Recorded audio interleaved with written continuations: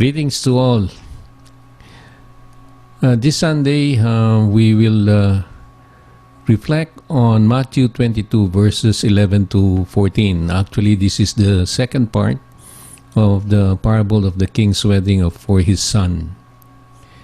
And let me pick up some of the verses from the previous chapter of Matthew 22 in order to transition to the second part of our reflection.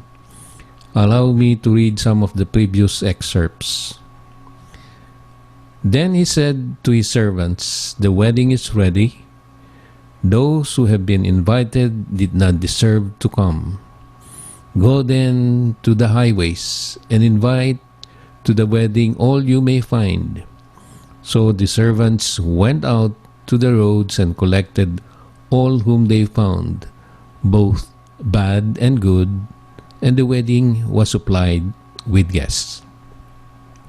So chapter 22 of Matthew, verses 11 to 14, is actually a second parable. In this verse, the king was trying to scrutinize his guests. So let me read to you the Bible verse 11 to 14 of Matthew 22. The king came in to see those who were sitting at the table, and he saw there a man who was not wearing a wedding garment. "Friend," he said to him, "how did you come here with no wedding garment?" The man was struck silent. Then the king said to the attendants, "Bind him hands and feet and throw him out into the outer darkness. There shall be weeping and gnashing of teeth there, for many are called, but few are chosen." So this second part of the parable is also a very close continuation and amplification of the previous one. It is the story of a guest who appeared at a royal wedding feast without a wedding garment. One of the great interests of this parable is that in it we see Jesus taking a story which was already familiar to his listeners and using it in his own way. The rabbis during that time had two stories which involved kings and garments. The first story told of a king who invited his guests to a feast without telling them the exact date and time. But he did tell them that they must wash and anoint and clothe themselves, that they might be ready when the summons came. The wise prepared themselves at once and took their places waiting at the palace door. For they believed that in a palace, a feast could be prepared so quickly that there would be no long warning. On the other hand, the foolish believed that it would take a long time to make the necessary preparations and that they would have plenty of time. So they went with their work, the mason to his lime, the potter to his clay, the smith to his furnace, the fuller to his bleaching ground. Then suddenly the summons to the feast came without any warning. The wise were ready to sit down, and the king rejoiced over them. And they ate and drank. But those who had not arrayed themselves in their wedding garments had to stand outside, sad and hungry, and look on at the joy that had lost. That rabbinic parable tells of the duty of preparedness for the summons of God. And the garments stand for the preparation that must be made. The second rabbinic parable told how a king entrusted to his servants royal robes. Those who were wise took the robes and carefully stored them away and kept them in all their pristine loveliness. Those who were foolish wore the robes to their work and soiled and stained them. During those times, let me just give a brief explanation. When there's a wedding feast, the king would provide the garments.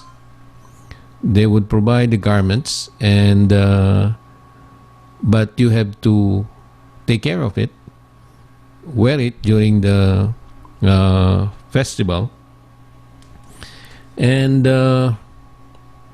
so there were two kinds of people who were given the robes. The one that the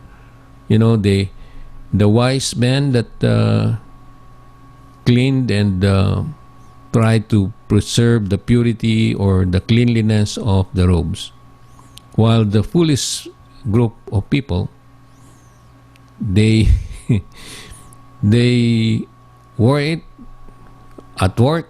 So as the scripture says, they stained the robe that the king gave them. So those who were continuing with the scripture, those who were foolish wore the robes to their work and soiled and stained them. The day came when the king demanded the robes back. The wise handed them back fresh and clean. So the king laid up the robes in his treasury and bade them go in peace. The foolish handed them back stained and soiled. The king commanded that the robes should be given to the fuller to cleanse, and that the foolish servants should be cast into prison. This parable teaches that a man must hand back his soul to God in all its original purity. But the man who has nothing but a stained soul to render back stands condemned. No doubt Jesus had these two parables in mind when he told his own story. What then was he seeking to teach? This parable also contains both local and universal lesson. The local lesson is this: Jesus has said that the king to supply his feast with guests sent his messengers out into the highways and byways to gather all men in. That was the parable of the open door. It told how the Gentiles and the sinners would be gathered in. This parable strikes the necessary balance. It is true that the door is open to all men. But when they come, they must bring a life which seeks to fit the love which has been given to them. Grace is not only a gift, it is a grave responsibility. A man cannot go on living the life he lived before he met Jesus Christ. He must be clothed in new purity and a new holiness and a new goodness. The door is open, but the door is not open for the sinner to come and remain a sinner, but for the sinner to come and become a saint. This is the permanent lesson.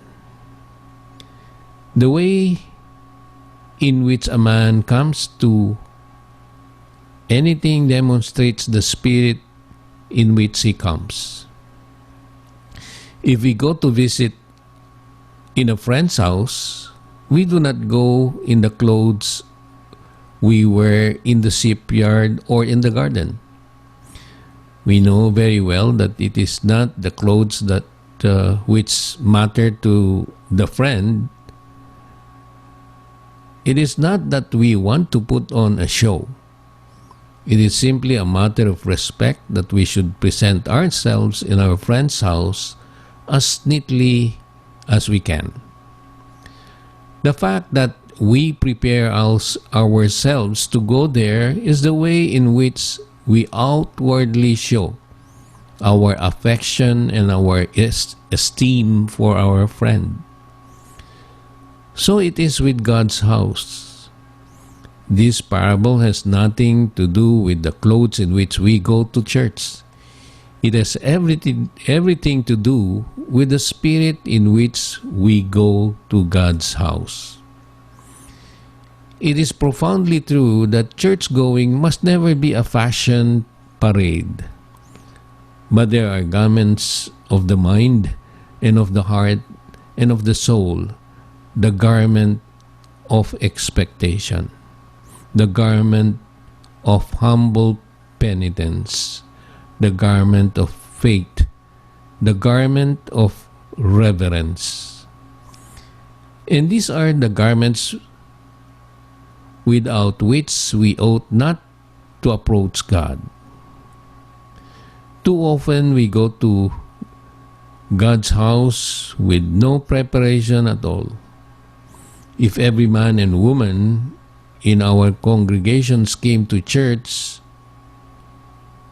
prepared to worship, after a little prayer, a little thought, and a little self-examination, then would be worship indeed. The worship in which and through which things happen in man's soul and in life of the church and in the affairs of the world. So truly, sometimes we go to church without really thinking of, how we look like. I believe that what we prepared for, what kind of clothes that we selected for the worship reflects on how prepared are we and how we would like to respect the church, the house of God. So, brothers and sisters, this is the second part of the parable of the king's wedding for his son.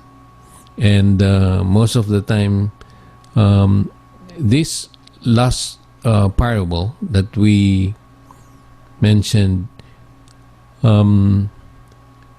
sometimes we might misinterpret it that, the guest was there, was invited, and how come he has been criticized for what he was wearing.